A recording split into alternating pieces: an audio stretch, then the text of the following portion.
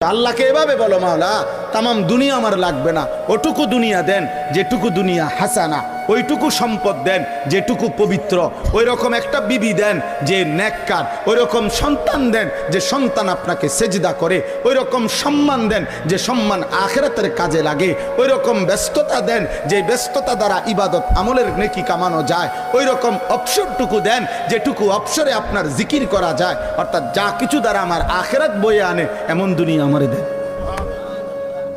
তামামটা লাগবে না মাওলা, পুরোটা দিয়ে কিনুন। ওয়াফিল আখিরাতি হাসানা, আখিরাতও যা উত্তম তাই দেন। তাহলে দুনিয়া বাদ দিতে বলছে না, আখিরাত ভুলতে নিষেধ করছে। আমরা তো এটাই বলতে চাই, দুনিয়া করো না ভাই, কোনো সমস্যা কি? আল্লাহকে ছেড়ে দিলা কেন? হালাল হারাম ছেড়ে দিলা কেন? এরম শুরু করলা কা? সুদও খাও, কিস্তিও নাও।